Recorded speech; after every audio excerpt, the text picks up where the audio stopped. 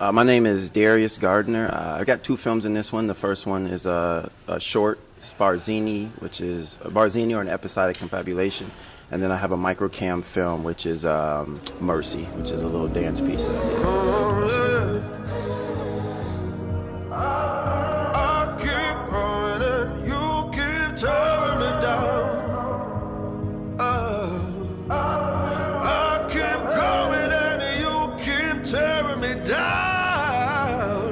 Mercy is just a dance piece. It's a Jacob Banks song called Mercy.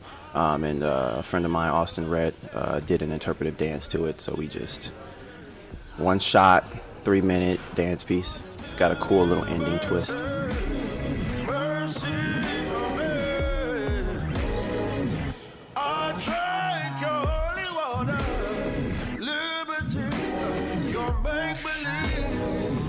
Barzini is about a paranoid writer who believes he's been plagiarized, and he invites a few suspects to a study of his, and he ensues on a frenzy of tricks to get them to confess to stealing his work.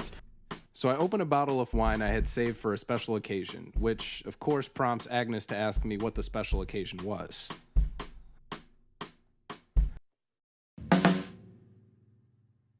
I tell her that it isn't often that I'm able to invite the best poets I know over for a sort of show-and-tell shindig.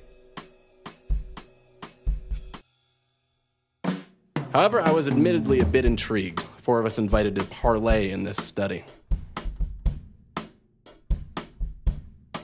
Why are we here? What can we do for you? Agnes, you look lovely as always. Would you like to sleep with me? So I walk over and ask how Francis' writing's been going. Mercy was really no challenge. I mean, it was hot that day. We did it in the summer. That was about the biggest one for that. But Barzini, a lot of challenges were sound. So it's very, very, very dialogue driven. And because of that, we did all ADR work, which I'm excited about because it's crisp sound throughout. But Barzini is heavily influenced by two things. The first one is French cinema. I'm a huge fan of foreign cinema in general, specifically the French New Wave era. It's a black and white film. It's a lot of jump cuts, which is where jump cuts kind of originated. Jean-Luc Godard. And so we use a lot of French cinema references. Definitely heavily influenced by French cinema. All of our characters' names are English pronunciations of French directors from that era. And then there's one big scene in there that I referenced from a Martin Scorsese short that he made while he was in college. And we shot it almost verbatim. And we actually shot it on digital and we shot it on Super 8 film camera. But I didn't have time to develop the Super 8 before I had to get this into the festival. So the digital version is in the film, and maybe one day I'll be able to develop the Super 8 version. But I would say the biggest challenge was the sound and scheduling. So I've got 2 people who scored the film because I wanted to make sure I had the best score for it. But other than that, basic stuff. Sound. I think the biggest thing is to find your own voice. I mean, when I was in school, you know, if you got a guy who likes a Wes Anderson film, the next thing you know, his film in class was very symmetrical and very Wes Anderson-esque.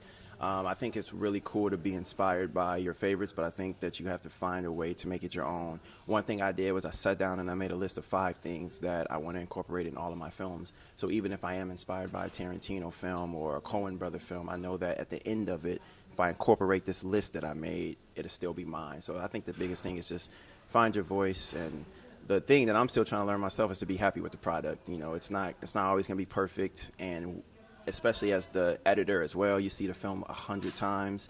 So you by the time you're done with it, you hate it, and so you get a little nervous when you come to these screenings. You hope people like it, but just have confidence in it because you wrote it for a reason. You made it, and if nothing else, you got a team of people who came together to help you out with that. So if nothing else, and be proud of the fact that they got a product out there that they can be proud of as well.